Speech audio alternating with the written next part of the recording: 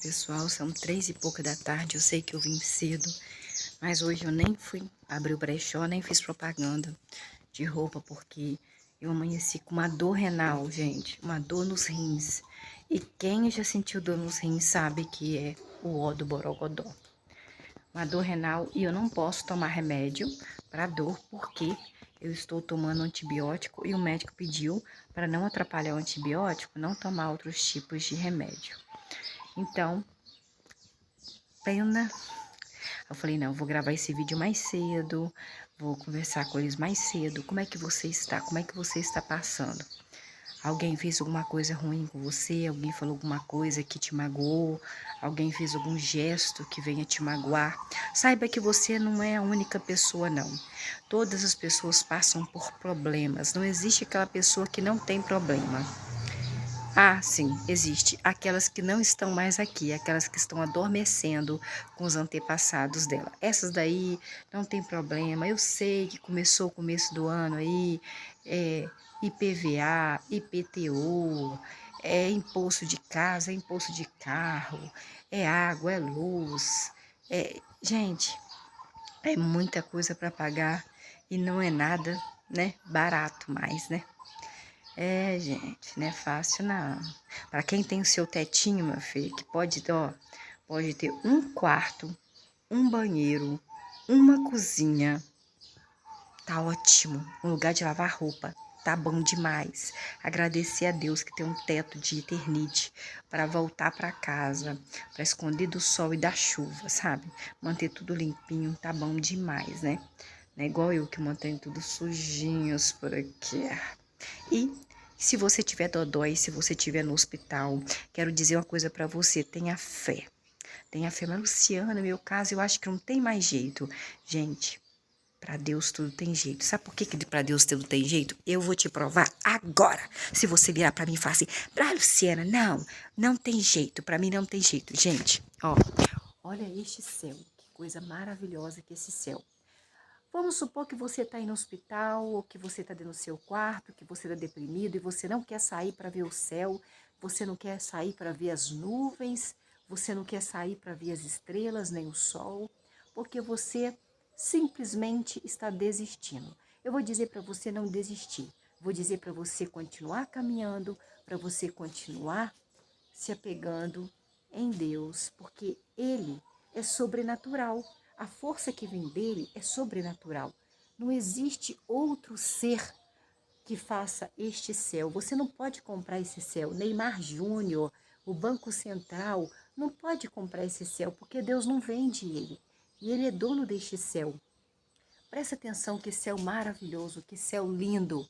Então você vai agora prestar atenção nesse vídeo e você vai olhar para este céu e vai falar assim, realmente tem esperança, realmente existe uma força sobrenatural que se eu louvar, se eu glorificar, se eu me arrepender dos meus pecados, se eu assim engrandecer o nome dele, ele vai fazer o quê? Ele vai me dar assim a cura. Porque Deus, gente, ele dá a cura sim, ele dá a vitória sim.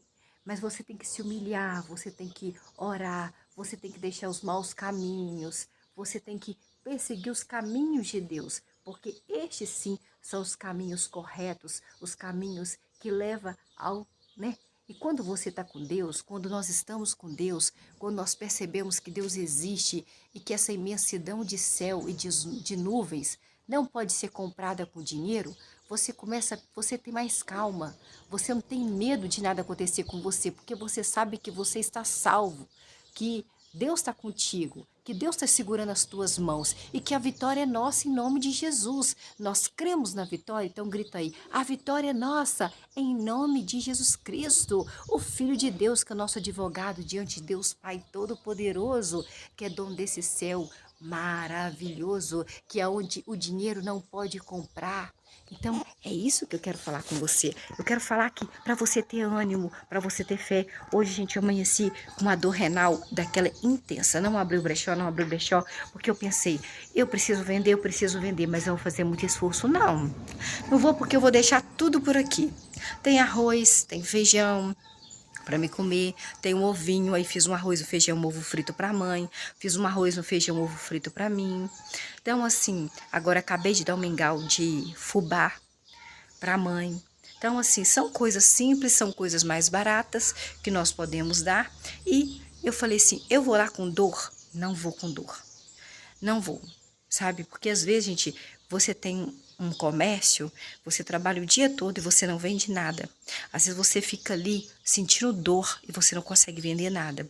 Então, você, claro que você tem que ter muita fé em Deus. Eu sei que é um brechó. Se alguém quiser alguma peça, eles vão me chamar aqui. Apesar de que eu tenho fardos fechados, que eu tenho que olhar que roupa que tem, para o quê? Para me colocar no manequim, para me fazer a propaganda, para que alguém venha e que Deus venha vender. Porque eu creio, gente, que quando a gente entrega algo para Deus, Deus é que faz o milagre. Quando entregamos nas mãos de Deus, Deus é que faz o milagre. Eu lembro que uma prima minha, uma vez, eu estava com uma causa com Deus. Tipo assim, eu pedi a Deus para resolver um problema que eu estava na firma que eu trabalhava. Tinha uma pessoa lá que estava me humilhando demais. Não era o dono, era funcionário. E eu não queria falar para os donos não, sabe? Eu acho que quando a gente tem que resolver, nós temos que resolver, a não ser que não tenha mesmo, sabe? Esperança, né? Ou os donos pedem. Na verdade, gente, patrão não confia na gente, né? O outro vai negar, o outro vai pedir prova, você não tem prova, a não ser que você vai lá e filme essa pessoa fazendo com você as coisas e você consegue filmar e mostrar pro dono. Senão, ele não confia em você. Aí eu coloquei essa causa nas mãos de Deus. Aí a minha prima falou assim, Luciana, o pastor conhecia o dono da empresa e falou assim, Luciana, se você quiser, eu vou lá e converso com ele, porque eu conheço ele, sou da mesma cidade que ele. Eu falei, não, pastor, deixei nas mãos de Deus, vamos deixar. Aí a minha prima falou, Luciana, se você coloca uma causa na mão de Deus, você tem que esperar a hora de Deus. Ele que vai fazer. Gente, eu vou contar para vocês. Essa menina, quando eu colocava os pés, assim, ó, o primeiro pé na loja, eu orava. Então eu falava assim, glória a Deus. Essa menina, ela ficava fazendo chacota com glória a Deus. Quando eu passava, ela vinha na frente, atrás de mim, assim, ó. Tem aquela música, boneco doido, ô boneco doido. Ela vinha atrás de mim e ela gritava de chacota, que Deus sabia que era chacota, porque eu falava glória a Deus, glória a Deus. Tipo assim, fazendo chacota de mim, mas neste momento ela estava fazendo chacota de Deus também, da minha fé. E aí, foi passando um tempo, eu fui colocando nas mãos de Deus, fui orando, orando de madrugada, chorando diante de Deus, colocando nas mãos de Deus. Gente, ó, diante de Deus que aconteceu isso, tá? Ó, eu fui orando, aí eu falei assim, se a minha prima falou que se eu coloquei ela nas mãos de Deus, Deus vai fazer. E não depende do tempo, porque o meu tempo não é o tempo de Deus. Então, se eu estou orando, Deus vai fazer a obra. Então, eu tenho que continuar orando, continuar chorando diante de Deus, continuar pedindo a Deus força para me suportar. Tava quase que insuportável, quase que eu tava pedindo conta. Nossa, gente, ela me humilhava demais. E eu tinha um cargo acima do que o dela. Mas eu sempre fui assim, esse negócio de cargo, gente, eu nunca fui ligada assim, ah, você é maior, você é menor. Eu acho que nós somos funcionários, empregados e pronto, final. E aí, ela ganhava muito menos do que eu, que ela só ganhava comissão, eu ganhava salário fixo, mas mesmo assim, eu não gosto de ficar assim, diminuindo as pessoas, não, não gosto, sabe? Nem por raiva, nem se eu tiver com raiva. Aí, eu fui orando a Deus, orando a Deus, orando a Deus, aí um dia, o que que aconteceu? Chegou uma cliente lá para comprar. E essa cliente gostava mais de um vendedor masculino que tinha lá. E esse vendedor masculino tinha saído. E aí, esta mulher que me humilhava, era vendedora também, foi atender a mulher que só comprava com vendedor masculino, que só tinha um vendedor masculino. E aí, eu percebi lá de trás do meu escritório, eu percebi assim, esta cliente é cliente do fulano de tal, ela só gosta de comprar com aquele vendedor masculino.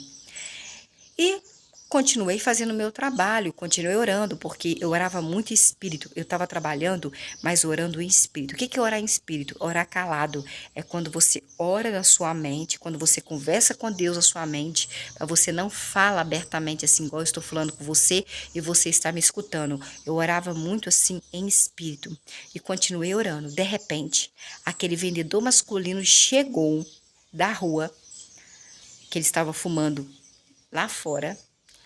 Aí ele veio e falou para mim assim: Luciana, liga pro dono, porque a fulana de tal, ela fez ameaça a cliente. Aí eu falei: fez ameaça a cliente? Ele falou: é. Ela falou assim: não, aqui, muito obrigada por você ter me dado os preços, só que eu vou comprar com ele, porque eu já estou acostumada a comprar com ele. Ela deu um piti, falou com a cliente que a cliente não poderia fazer aquilo com ela, que a cliente fez ela de palhaça, que a cliente fez ela de boba, e a cliente ficou sem graça. Liga agora pro dono da loja e fala com ele. Eu falei: não, eu não vou ligar não. Se você quiser ligar, você liga. O telefone tá aqui. Ele ligou, gente. Aí ele ligou, o vendedor masculino ligou. E de repente, ele só passou o telefone para mim e o dono da empresa falou: Luciana, eu quero que você demite essa moça agora. Eu quero que ela não quer nem um segundo ela mais dentro da minha loja. Por quê? Porque são os clientes que pagam o salário de vocês e que pagam o salário dela. Eu não admito que ela maltrate um cliente meu. Aí veio ela, chamei ela e falei: fulana, o patrão mandou falar com você que é para você pegar sua carteira, você deixar aqui e para você dar licença da loja, que ele está te demitindo. Ela começou a falar: ah, mas você protege todo mundo, você sempre pediu para ele não mandar embora as pessoas quando ele ia mandar, por que que você não me protegeu? Eu falei: por que não? Por que não? Porque eu não vou fazer isso mais.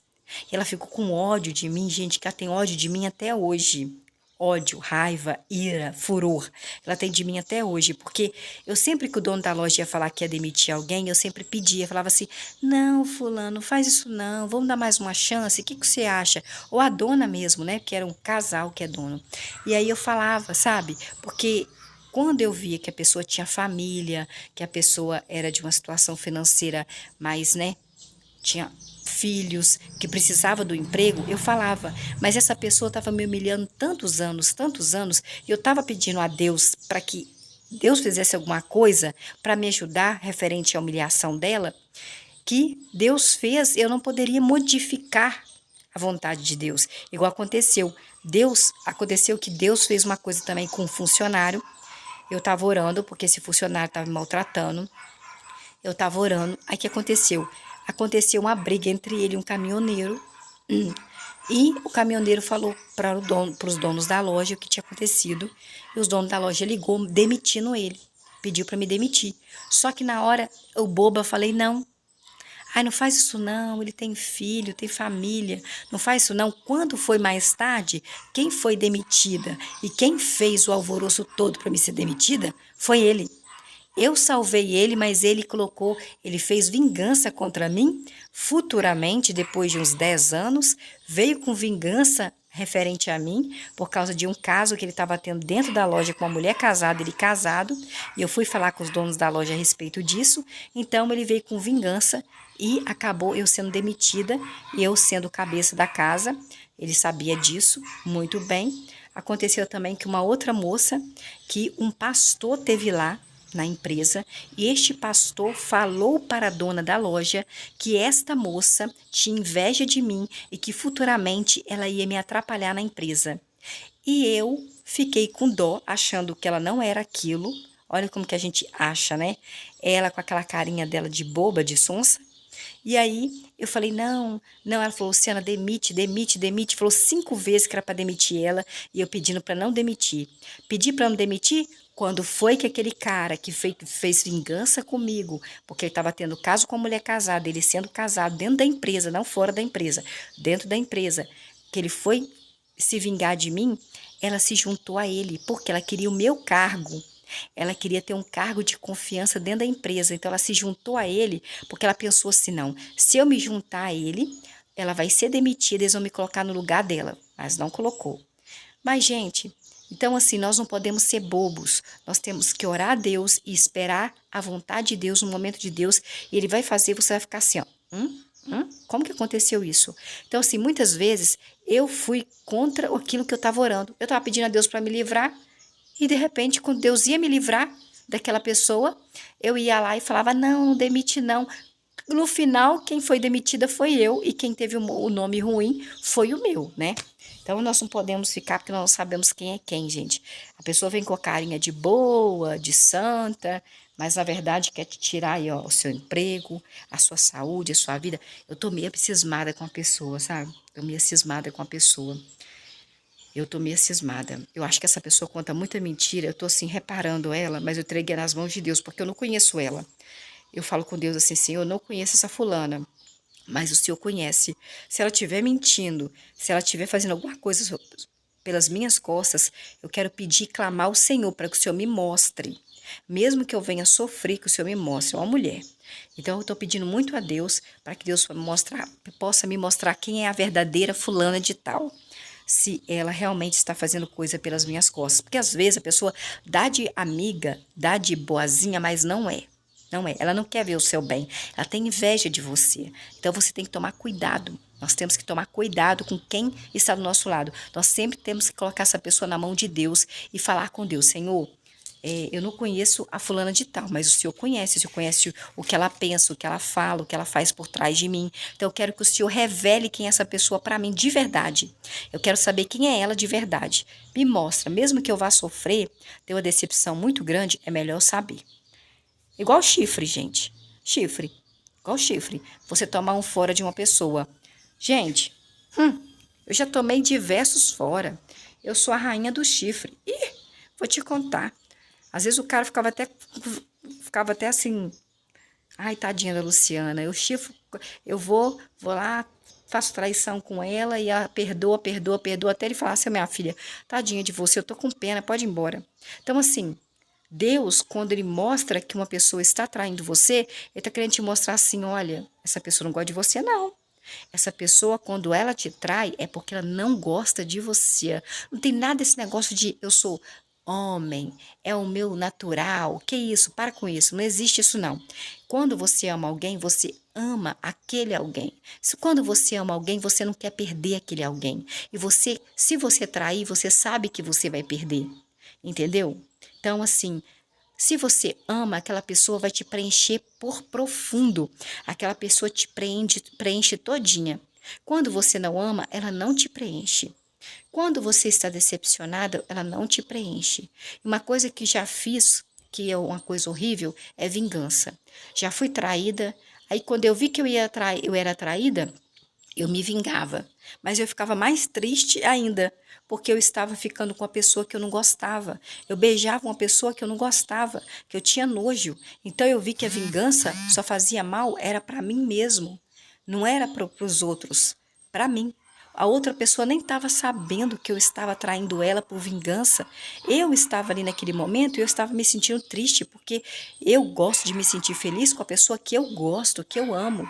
Então isso aí também é bobeira. Olha que palhaçada que eu já fiz na minha vida, né? Cada escolha horrível, né? E também tem aquela coisa, ai, eu vou sair com o fulano, que o carro dele é uma Ferrari, ai, que ele é bonito, ai, porque ele é o namorado da Gisele Bündchen. Ai, que bobeira, gente, já passou. Tô com 47 anos, eu com 46, esse troço aí já passou, esse negócio. É bobeira, bobeira, bobeira. É como correr atrás do vento, como diz lá em Eclesiastes. Tudo é como correr atrás do vento. Igual hoje eu não fui trabalhar com dor renal, porque eu virei e falei assim, quer saber? Vou ficar lá, vou fazer propaganda e de repente o que vai acontecer? Eu vou ficar com dor ali, é como correr atrás do vento. Eu vou vir adormecer com meus antepassados, eu não vou levar nada dessa vida, nada que tenha que eu vou levar, vai ficar por aí. Então, não vou me sacrificar mais. Já tem um tetinho para esconder do sol e da chuva. Ternite, filha, pintar de vermelho, tá ótimo.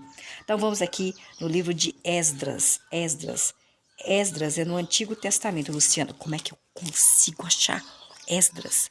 Ó, o Antigo Testamento começa aqui, ó. Pega a sua Bíblia, por gentileza, meu amor. Aqui tem Bíblia Sagrada, tá vendo a página? Aqui a primeira página, escrito Bíblia Sagrada. Se você for olhar do outro lado, não vai estar escrito nada. Então, aqui é o começo da Bíblia, quando está escrito Bíblia Sagrada. E aqui, meus amores, ó, Esdras, ó, tá vendo? Aqui, ó. Aqui em cima que tem vários nominhos, tá vendo? Mais pretinhos e maiorzinhos, são o nome do livro.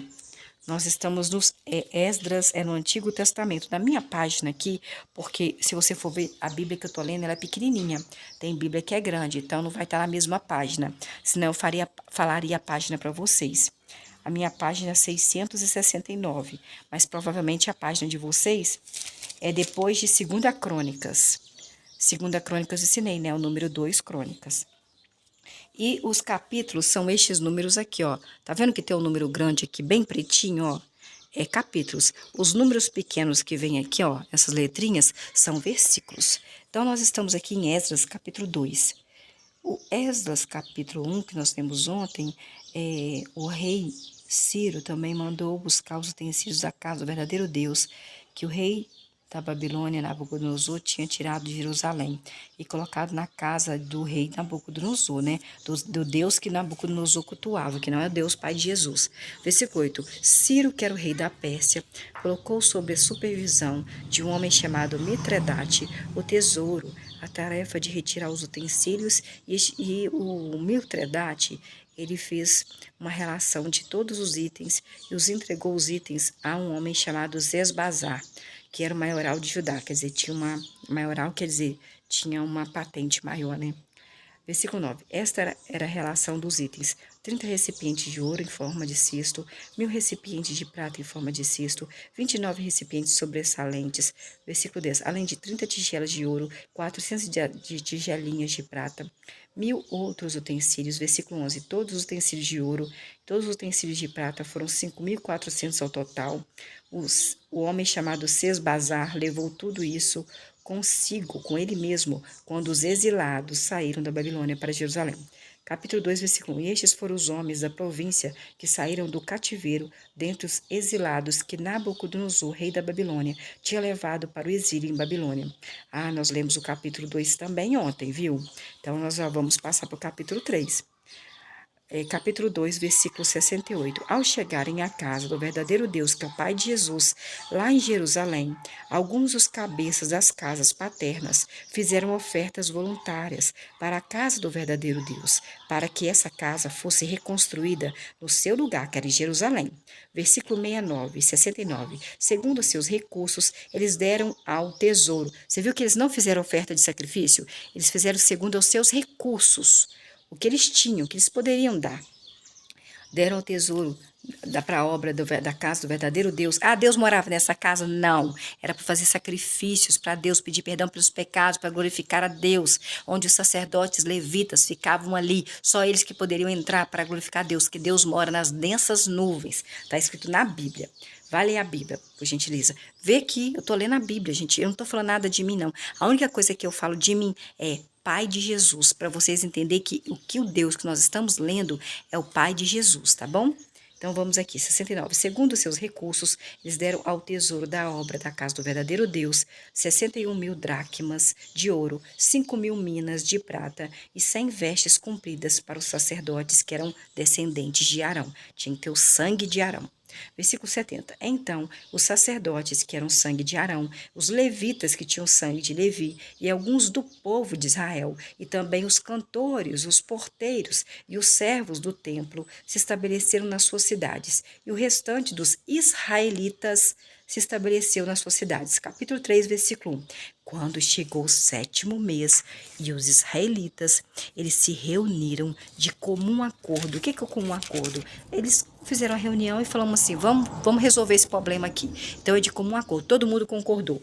Em Jerusalém, versículo 2, Jesuá, filho de um homem chamado Josadaque, e seus companheiros de sacerdócio, então eram descendentes de Arão, bem como um homem chamado Zorobabel, que era filho de um homem Sealtiel, e seus irmãos começaram a construir o altar do verdadeiro Deus, o Pai de Jesus, o verdadeiro Deus de Israel, para que pudessem oferecer nele sacrifícios queimados, conforme está escrito na lei de Moisés, o homem do verdadeiro Deus. Moisés era um homem do verdadeiro Deus. E olha para você ver, Moisés era o homem do verdadeiro Deus, Deus amava Moisés, mas Moisés, Deus não deixou ele entrar na terra prometida, Deus tirou a vida dele antes. Por quê? Porque Moisés, quando o povo estava com sede, Moisés falou com Deus, o povo está com sede. Aí Deus mandou ele falar com a pedra. Só que Moisés não fez o que Deus mandou. Moisés bateu na pedra. Então Deus ficou chateado com Moisés. Então ele falou assim, ó, Moisés, você vai vir aqui desse morro aqui. Eu acho que era o Monte Hebron. Lá no monte, numa montanha, você vai ver a terra prometida, mas você não vai entrar dentro dela. Mas mesmo assim Deus considera ele como o homem do verdadeiro Deus. Mesmo ele tenha pecado, mesmo que ele tenha feito algo que Deus não gostou, tenha feito algo que foi contra a palavra de Deus. Deus não falou, Deus mandou você fazer, vai pela esquerda, você vai pela esquerda, não vai pela direita não, que vai acontecer alguma coisa ruim. Então vamos aqui, versículo 3. Embora estivessem com medo dos povos das terras ao redor, eles construíram o altar no seu lugar original, onde Deus mandou, lá em Jerusalém, e começaram a oferecer nesse, o altar de Deus, nessa casa onde tinha o nome de Deus, sacrifícios queimados ao verdadeiro Deus, que é o Pai de Jesus. Há sacrifícios queimados de manhã, sacrifícios queimados também ao anoitecer. Versículo 4. Eles celebraram, então, a festividade das barracas, conforme que está escrito, e ofereceram todos os dias o número determinado de sacrifícios queimados que era exigido para cada dia.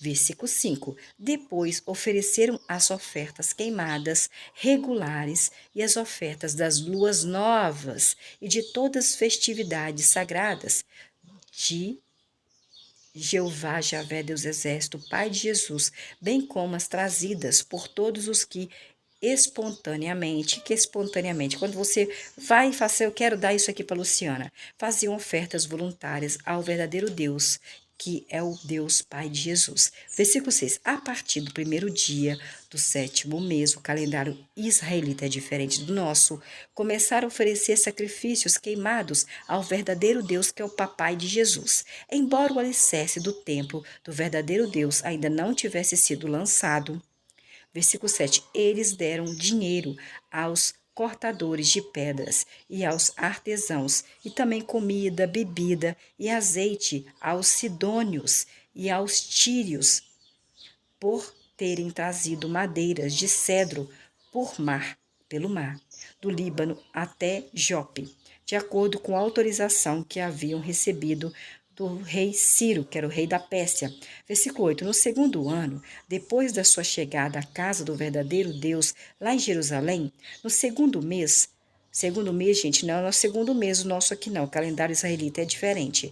Um homem chamado Zorobabel, que era filho de Sealtiel, e Jesua, não sei se é Jesua ou Jesua, filho de Josadaque, iniciaram a obra junto com o restante dos seus irmãos, os sacerdotes, que eram descendentes de Arão, e os levitas, que eram descendentes de Levi, bem como todos os que tinham voltado do cativeiro para Jerusalém.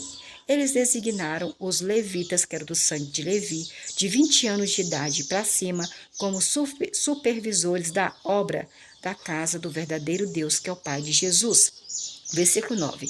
Assim, Jesua, seus filhos e seus irmãos, e um homem chamado Cadmiel também e seus filhos, que eram filhos de Judá, se juntaram. Filho de Judá, o que? Nascer em Judá. Se juntaram para supervisionar o trabalho na casa do verdadeiro Deus, Pai de Jesus, junto com os filhos de Enadab. Enadab era uma outra pessoa. E os filhos e os irmãos de Enadab, que também eram levitas, descendente do sangue de Levi. Versículo 10. Quando os construtores lançaram o alicerce do templo do verdadeiro Deus, Pai de Jesus, Os sacerdotes, que eram descendentes do sangue de Arão, com as vestes oficiais de sacerdote e as trombetas, e os levitas, que eram do sangue de Levi, filhos de Assafé, com os símbolos, puseram-se de pé para louvar o verdadeiro Deus Pai de Jesus, segundo as orientações do rei Davi, que é aquele que ficou com a Batseba, você lembra? Pai do rei Salomão, rei de Israel. Versículo 11. E começaram a louvar e agradecer ao verdadeiro Deus, Pai de Jesus, cantando alternadamente o refrão. Olha o que eles cantaram. Olha, presta atenção na letra, ó. No versículo 11 do capítulo 3 de Esdras, Antigo Testamento. Versículo 11. E começaram a louvar e agradecer o verdadeiro Deus, Pai de Jesus, cantando alternadamente o refrão. Pois ele é bom, quem é bom é Deus. O seu amor é leal por Israel. Pois ele é bom, bom é Deus, o seu amor é leal por Israel e dura para sempre. Então todo o povo israelita gritou bem alto em louvor ao verdadeiro Deus, Pai de Jesus, porque o alicerce da casa do verdadeiro Deus havia sido lançado. Versículo 12. Muitos dos sacerdotes, que eram descendentes de Arão, e dos levitas, que eram do sangue de Levi, e dos cabeças das casas paternas, os idosos que tinham visto a casa anterior que o rei Salomão tinha feito, choraram alto quando viram o alicerce dessa casa ser lançado, ao passo que muitos outros gritavam de alegria ao máximo de sua voz. Versículo 13. Assim, ninguém conseguia distinguir, diferenciar o som dos gritos de alegria do som do choro, e o povo gritava tão alto que o som deles era ouvido a grande distância. Por quê? Porque o rei Salomão, ele fez pela vontade de Deus. O rei Davi queria fazer, o pai do rei Salomão. Só que Deus falou, não, rei Davi, você já foi para muitas guerras, você já fez muitas pessoas adormecer com os antepassados dela, tem muito sangue nas suas mãos, né? Tem muito sangue, você derramou muito sangue. Então, deixa para o seu filho rei Salomão, que é o seu filho com a Batseba, ele que vai fazer a casa que tem meu nome, para fazer sacrifícios, para pedir perdão pelos pecados, para me glorificar, para me exaltar. E quando alguém quiser pedir alguma coisa para mim, vai orar em direção a essa casa. Não que Deus more dentro dessa casa, porque Deus não mora dentro dessa casa. Ele mora nas densas nuvens, está escrito na palavra de Deus. Não sou eu que estou inventando. Você pode ver aí que eu estou lendo aqui. Pode olhar sua Bíblia também. É muito bom pegar a Bíblia e ler comigo. Então, gente, Deus estava conversando aqui com israelitas. Israelitas. Não estava conversando nem comigo e nem com você. Ele estava conversando com o povo de Israel. Povo de Israel. Israelitas. E tinha o nome deles. Ele estava falando para cada pessoa, ele falava uma coisa diferente. Então não adianta a pessoa pegar a Bíblia e falar que é para você, porque não é para você. É para o povo de Israel, israelitas. E um povo que não existe mais, porque eles já estão o quê? Dormindo com os antepassados dele, esperando a hora que Deus, Pai Jesus, mandar o Filho dele, Jesus Cristo, vir. Que aí Jesus Cristo vai ser o nosso advogado diante de Deus Pai Todo-Poderoso, para que Deus nos perdoe e para que a gente possa entrar na terra prometida no céu. Porque enquanto isso, nós vamos estar dormindo, nada vai restar, nada. Isso aqui, ó, isso aqui, tudo vai acabar. E nós não vai ter choro, não vai ter dor, não vai ter nada disso. Não vai ter. Você não vai ter conta para pagar, não vai ter. Não vai ter sofrimento, não vai ter decepção com ninguém, não vai ter. Você vai esperar a volta de Jesus. A volta de Jesus, mas só que você não vai ter. Eu acredito, gente, que a gente não consiga ver nada aqui. Eu nunca fui lá e voltei, não. Mas eu acredito que nunca nós não conseguimos ver nada aqui. Nós não sofremos com nada que está aqui. É o que eu acredito, né? Eu sei que você acredita, mas eu acredito que tudo some, né? Os ossos vão vir a terra, né? Vira pó. Então, eu acredito que ninguém vai ver nada que está aqui, não. Não vai ver nada que está aqui. Então, eu acredito que Deus vê, que os anjos vê, que Deus vê, que Jesus Cristo vê, mas que nós não. Nós vamos só acordar quando Jesus mandar o Filho dele, quando Deus mandar o Filho dele, Jesus. E quando ele for nos julgar, Deus vai nos julgar. E Jesus vai ser o nosso advogado diante de Deus Pai Todo-Poderoso. Então, Deus estava falando com o povo de Israel. Aqui está escrito o nome da pessoa.